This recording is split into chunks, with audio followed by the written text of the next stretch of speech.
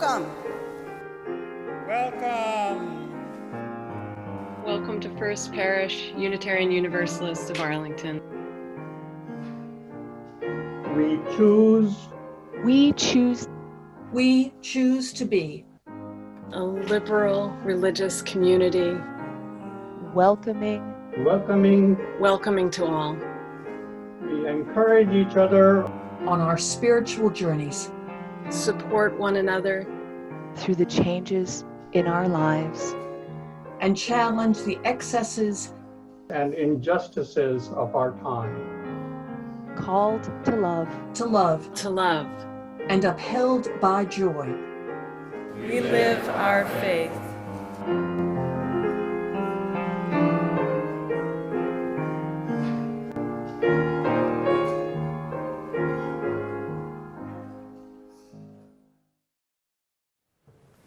Good morning. My name is Reverend Stevie Carmody, your Minister of Religious Education.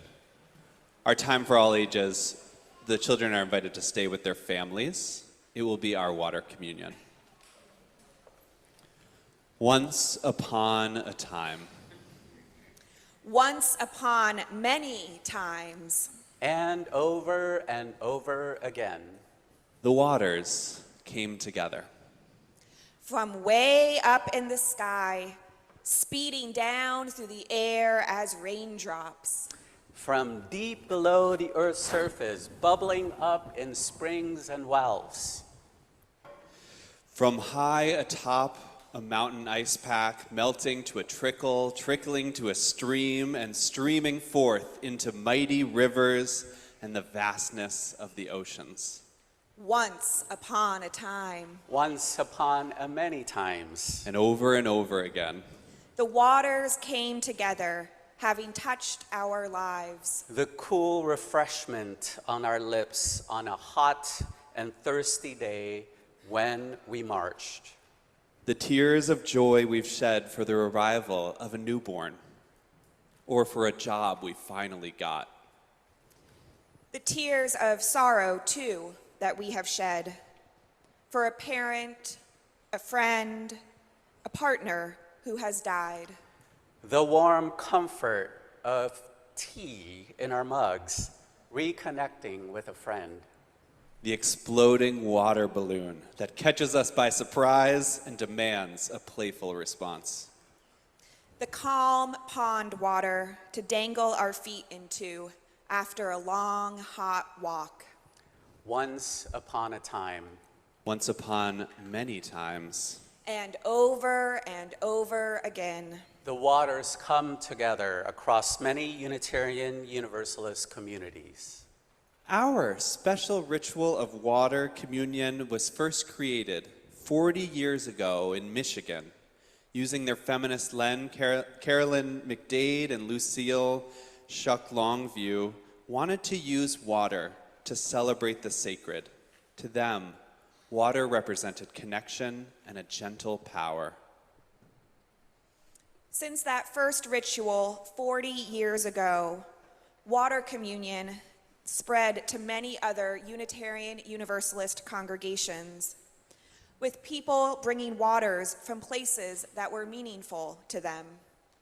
And here at First Parish, we have gathered the waters to each fall, reminding us that from our manyness, there is a unity. These waters we collect to honor our stories, and after boiling them to disinfect it, we use these waters throughout the year in our rituals of blessing. Today, many of us, perhaps many of you, have brought water from sources important to us. Perhaps from a garden hose where flowers bloomed, or a favorite pond, or a mountaintop stream. Whether you have your water physically with you or not, you're invited to participate in this ritual. If you are streaming online, join the ceremony by pouring some of your water at home, perhaps into a thirsty potted plant or an empty vessel. Write a sentence about what you have learned from the place where the water came from and share it in the chat box for me to read it aloud later on. If you are here, take some time to write that sentence of what you learned on the index card found at your seat. Perhaps the place where you learned to swim or remembered to slow down. When it's time to come forward, which you'll do by these two center aisles, bring your water and the card. Hand your card to me or Reverend Erica, and use your water to fill the bowl before heading back to your seat that way. If you didn't bring water with you, pour a little bit of water from these pitchers into our common font. You are now invited to come forward as directed by the ushers.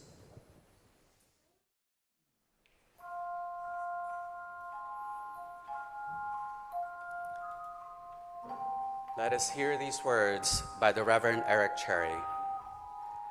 May our gathering together today be a blessing for one and all. May it inspire us to a year of hope and love and courageous faith. And may we journey this year in the full awareness, as often as possible, of the blessed ties that bind each to all.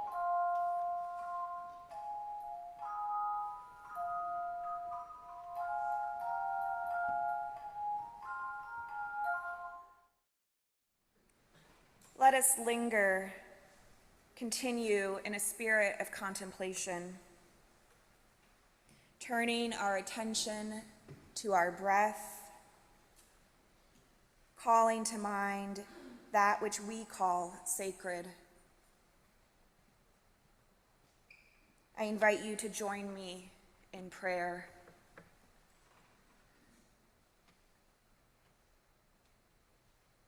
Gracious Spirit, perhaps called God, perhaps not, perhaps called heart, perhaps felt in our breath, perhaps called love.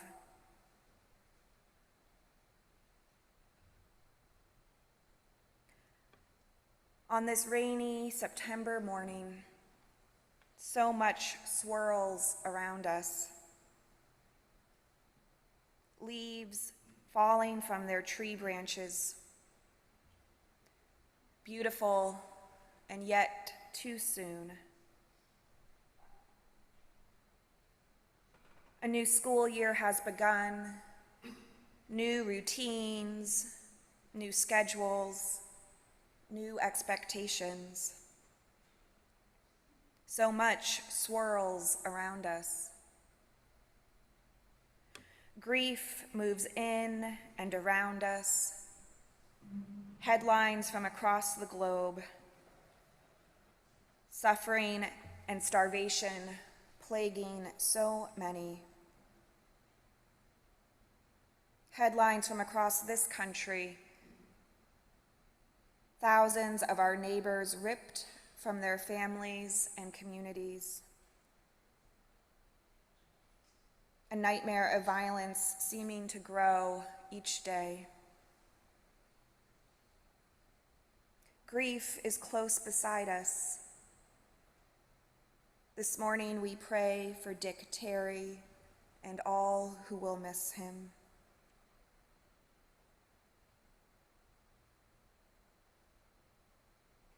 Spirit of life, we bless one another. We bless the waters blended together. And we ask for blessings upon ourselves.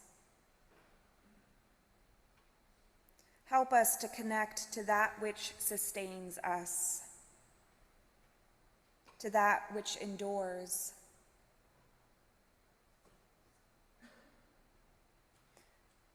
Help us to find that feeling when the waves of water get to be too much and you take a breath and dip beneath the surface. Suddenly everything quiets and there is a hum under the water. a quiet murmur born from the tides, the rain, the animals, the fish, the kelp, from you. Blessed ties that bind each to all, that creates a sanctuary. There is a holy energy that vibrates there. May that holy, quiet source sustain us, inspire us, keep us whole. When the waves get to be too much, take a breath and dip under, connecting to those holy echoes so that we might endure, that we might live more fully, with more hope, with more love. Spirit of those holy echoes, linger with each of us for 2 minutes of silence. Hello.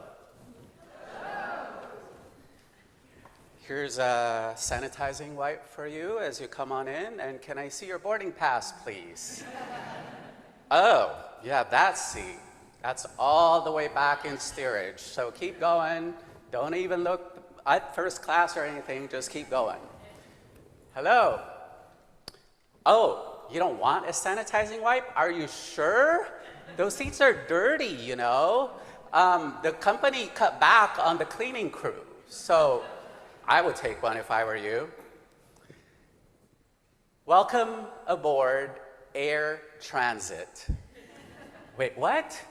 Oh yeah, we did merge, didn't we, with Ion Air. Welcome aboard Air Transition, where change is in the air. Wow, brilliant marketing department we have, don't we?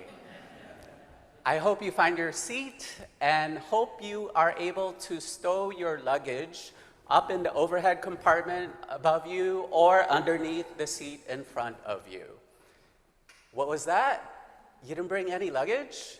Well, that's probably because you bought a basic economy seat, in which case, too bad, so sad. Or are you telling me that you've gone through life without accumulating any baggage? Girl, I want the name of your therapist. I hope you find your seat. And whenever it gets turbulent, please fasten your seatbelt. Because while service may be our passion, your safety is our priority. We want to make sure that you land safe and sound wherever it is you are going. Shut it. The cabin doors, that is. Now that the cabin doors have been shut, make sure to check your boarding passes once more. That final settled ministry is your final destination. If that isn't your destination, it is now. Like I said, the cabin doors have been shut. Again, welcome aboard. I invite you to sit back, if you bought a seat that reclines anyway. Relax and enjoy our 2-year flight together. I mean, 2 hours, 2 hours.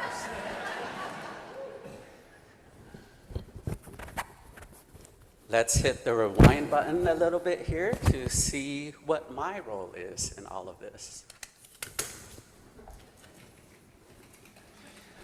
This isn't my first trip as an interim minister, as Lauren mentioned earlier. I have learned how to pack accordingly. And believe it or not, packing as an interim minister is quite different from packing as a settled minister. I have found these handy-dandy tools that you may have heard about called packing cubes, right? It really helps me organize because I realize I have limited real estate space here in my luggage. And so things that one minister would traditionally be responsible for, such as pastoral care and adult religious education, or even something like social justice or preaching, actually have to be packed in a smaller package because there's just not enough room and capacity in my luggage overall. So thank goddess, this congregation has a plethora of ministers. We have Reverend Erica, and we have Reverend Stevie, and we have 6 retired or a community minister that's still active in this congregation, as well as 1 aspirant that is sponsored by this congregation and 1 candidate that is also sponsored by this congregation. So why not spread the wealth and have them pack it in their luggages because they have room for it? On the other hand, this larger part of my luggage contains the work of interim ministry, which sounds kind of boring, but has a lot to do with administration, or what we would call ad ministry. And it has a lot to do with the inner workings of the congregation. I know Reverend Marta had talked to you before about inside, outside, and side by side. Remember that whole conversation? Just nod your head and pretend like you do. Yes, indeed, right? And the whole thing about that is that it has to do with the ministry within the church and to the congregation. And it has to do with ministry of the congregation. That's the outside piece, right? And then the last piece is ministry with the congregation. So that's the side-by-side of how we could all work together to ensure that we are lifting up the 3-legged stool, as it's also called. So this interim ministry will focus mostly on the inside and the side-by-side part, just to let you all know. Not that I won't be paying attention to worship at all. Again, worship is our passion, right? But our safety is our priority. And so I'll be bringing up the hand sanitizer again a little later on, because what I forgot to mention is that, well, I'll get to that later. So let's just say that it is important to do all this work, and we need to be very clear about the 5 interim tasks that I am responsible for. So what are the 5 tasks, you may ask? The first is to take a look at our heritage as represented by this record. Anybody see this before? Yeah, I think some museums may have them, but they are making a comeback, you know. So taking a look at our rich heritage and history, going back to 1678, which was when this congregation was founded. So a lot has happened since, right? And even more recently, to take a look at your departing minister who has served you for 16 years. There's a lot of grief that's going to be associated with that, whether it's good grief or celebratory grief, or maybe some of the more difficult or challenging aspects of that ministry as well. We're going to be unpacking that, every pun intended, as we move forward on this journey together. And again, I'm so glad that we have all these ministers who will help us ritualize the grieving process. So thank you very much, ministers, for all your help with that. And the other aspect that I wanted to talk about, which I'll cover in a future sermon, is the difference between history and nostalgia. So how do we move forward without getting stuck in the past? And so that's the second task, which is to take a look at our future. Now, why do I have a bird to represent the future? This bird is actually from Africa, and in some African traditions, there's a mythical and metaphorical bird called Sankofa.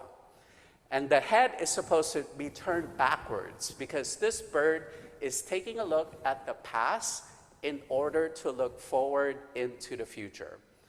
And really, what if we were to adopt that same philosophy and mentality in our lives of what lessons can we learn from the past, again, without getting stuck there, to inform our present so that our future can look a little different from the past and from our present. So that's the future part. And another aspect of interim ministry is our covenant. Now, why do I have a rainbow as a symbol for our covenant? Well, some of you may have heard the story of Noah and the flood, right, in the Hebrew Bible.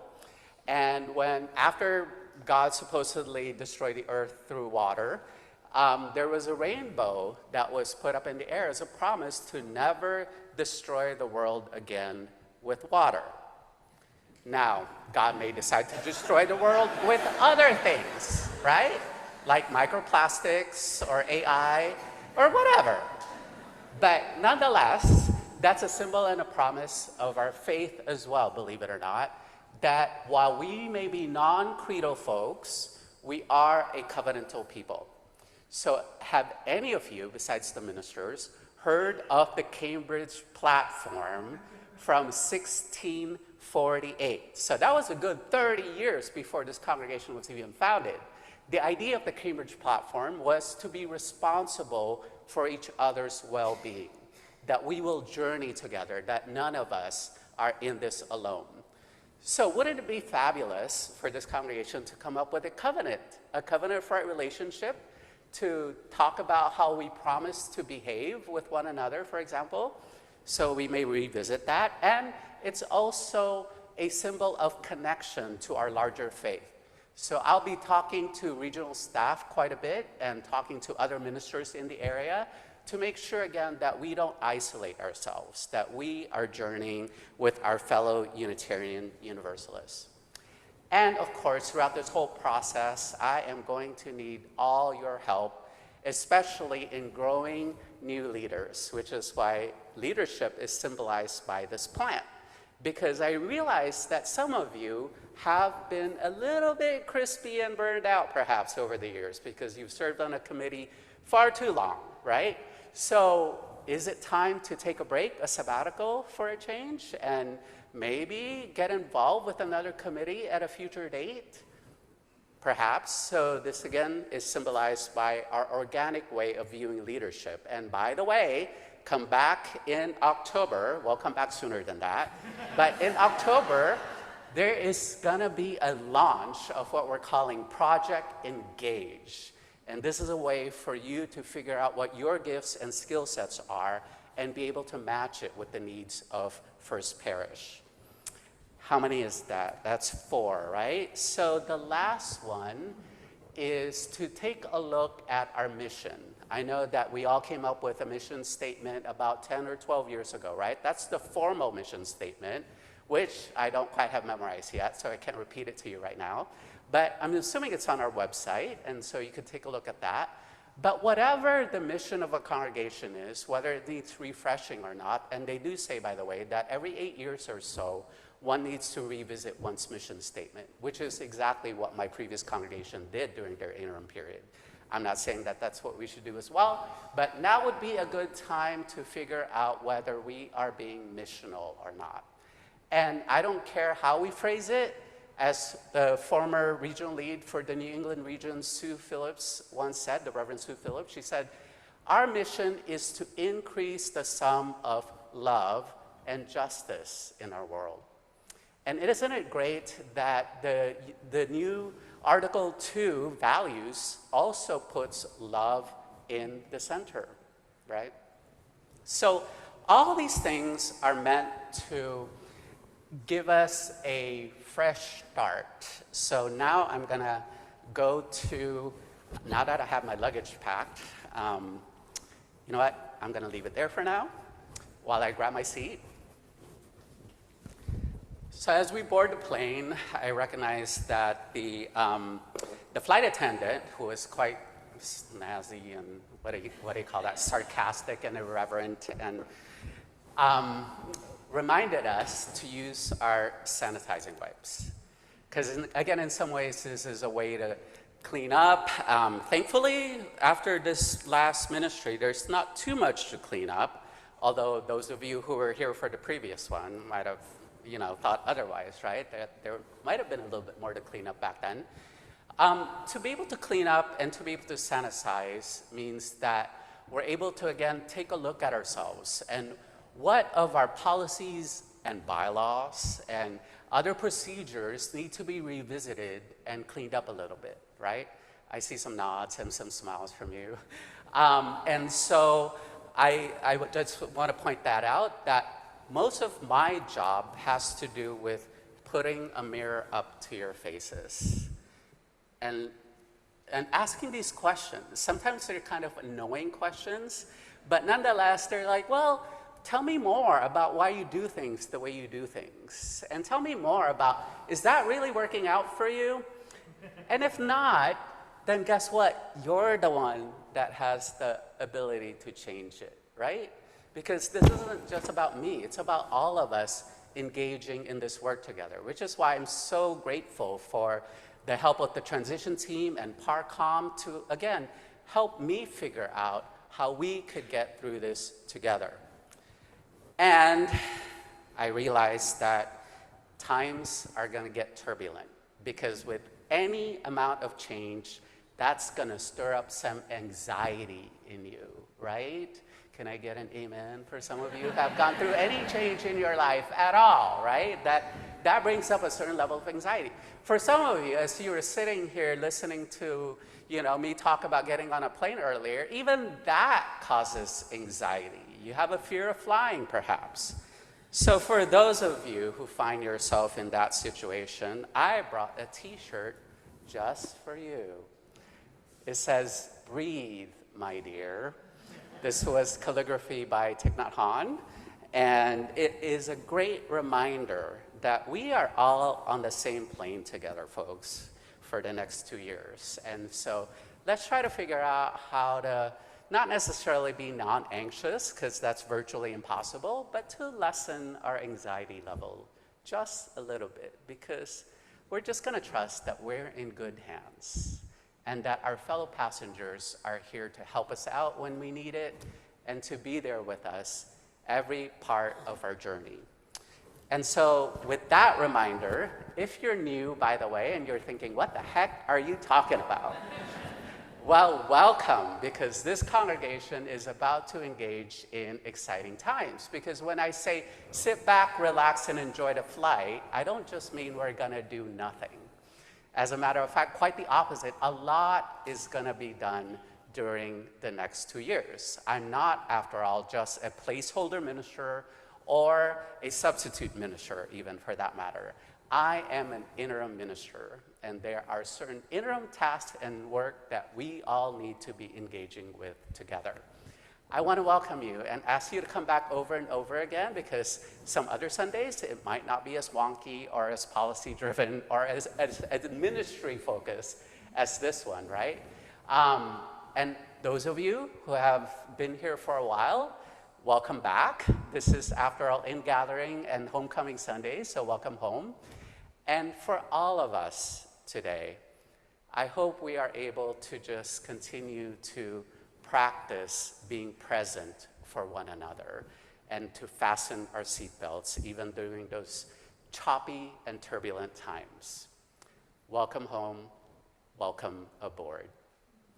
Will you breathe with me, please, as this t-shirt says, and take in that change in the air right now. And let us get into the transition spirit, and let us continue to embrace change, for that is indeed the only constant we have in life, is change.